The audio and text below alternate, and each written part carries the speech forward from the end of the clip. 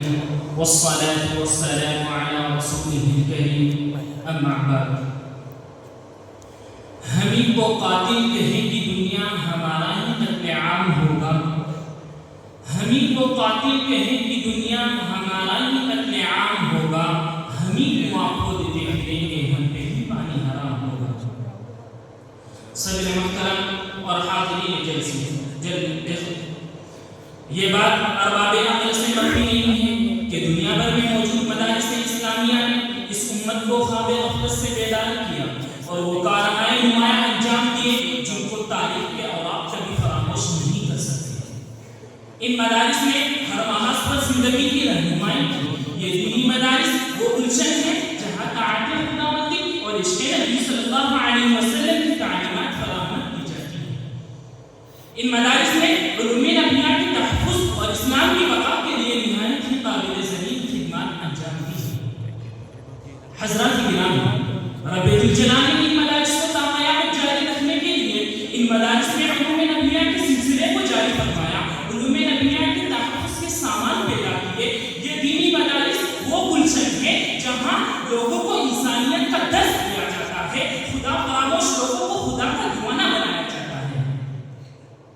انہی مدارس نے پوری دنیا میں سچائی اور صداقت کا پیغام دیا. انہی مدارس نے اخلاق و محبت کا درس دیا. انہی مدارس نے اطاعت و ہمدردی کے بول سکھائے. انہی مدارس نے تہذیب و تمدن کا سبق سکھایا. انہی مدارس نے امت مسلمہ میں احترام انسانی اور احترام عالمیت کی روح کی. انہی مدارس کی در و دیوار نے آزادی کی صداؤں کو بلند کیا. ارے ہاں، یہی تو وہ مدارس ہے جن سے اسلام کا تحفظ وابستہ ہے، جن سے تعلیمات قرآنی کا تحفظ ہے، جس سے اسلام کی بقا کا پیمانہ ملتا ہے. بلکہ اگر میں کہوں تو وجہ ہوگا کہ ان مدارس ہی کے ذریعے سے پوری انسانیت کو شریعت مطہرہ کی تعلیمات فراہم کی جاتی ہے. لیکن بڑے ہی دکھ و افسوس کے ساتھ یہ بات کہوں گا کہ لوگ اپنی لاعلمی اور کم عقلی کی وجہ سے کہتے ہیں کہ ان مدارس اسلامیہ نے دنیا کو کیا دیا. تو سنو، ان مدارس اسلامیہ نے ہم پر وہ احسانات کیے ہیں جو ناقابل فراموش ہے. اور یہ بات اہل بصیرت سے مخفی نہیں ہے کہ دنیا بھر میں موجود مدارس اسلامیہ نے اس امت کو امام اعظم ابو حنیفہ رحمہ اللہ تعالی عنہ جیسا فقیہ دیا، حجت الاسلام مولانا قاسم نانوتوی رحمہ اللہ تعالی عنہ جیسا خلیفہ اعتقاد دیا، حافظ ظاہر شریف رحمہ اللہ تعالی عنہ جیسا ابو القاسم مجاہد دیا، صاحبان زمانہ ڈاکٹر ابوالکلام آزاد رحمہ اللہ تعالی عنہ جیسا دلیر دیا، حکیم امت مشرق مولانا اشرف علی تھانوی رحمہ اللہ تعالی عنہ جیسا مفکر دیا، محدث عصر علامہ انور شاہ کشمیری رحمہ اللہ تعالی عنہ جیسا محدث دیا. جی ہاں، انہی مدارس نے سینکڑوں کفن فروش جہادوں کو پیدا کیا جنہوں نے شام کے کلمات میں انگریزوں سے مقابلہ کر کے ان انگریزوں کو اس ملک سے بتایا اور اس ملک کو آزاد کرایا. کسی شاعر نے کہیں خوب کہا تھا، ہر دم برس رہے ہیں انوار مدرسوں میں، آ کر تو دیکھیے اعتبار مدرسوں میں، ہر پل محبتوں کا اظہار مدرسوں میں، گفتار مدرسوں میں، کردار مدرسوں میں، ہر پل تلاوتیں ہیں، شفر عبادتیں ہیں، ہوتا نہیں ہے کوئی دین اتوار مدرسوں میں، آزادی کی سزائیں ہم نے عطا کی تھی ہے مادر وطن کے مہمان مدرسوں میں. اگر دل کو کوئی شک ہو، کھٹک ہو کسی طرح کا تو آ جاؤ موسٹ ویلکم سوبار مدرسوں میں. تسبیح جا نمازیں، قرآن اور کتابیں، اس کے علاوہ اور کیا ہے اے یار مدرسوں میں.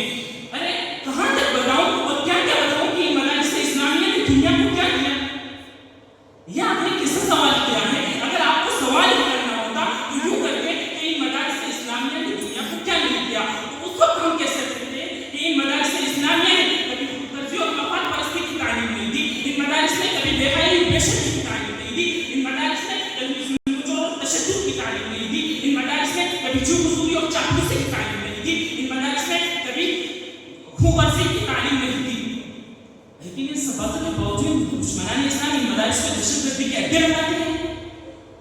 مدارس اسلامیہ کی بنیادوں کو مزمحل کرنے کے لیے سب بستہ کھڑے ہوئے ہیں، کیونکہ وہ اس بات سے بخوبی واقف ہے کہ اگر مسلمانوں کو شکست دینی ہے، اگر مسلمانوں کو ہرانا ہے تو ان مدارس کو ختم کیا جائے. اسی وجہ سے امیر ملت نے کہا تھا کہ اگر مسلمان متحد ہے، اگر مسلمان جذبہ جہاد ہے تو ان مدارس کی دیتے ہیں.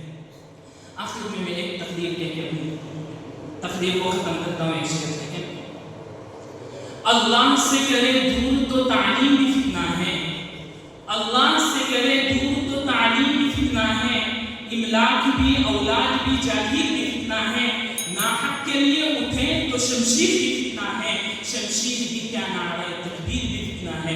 وآخر دعوانا الحمدللہ۔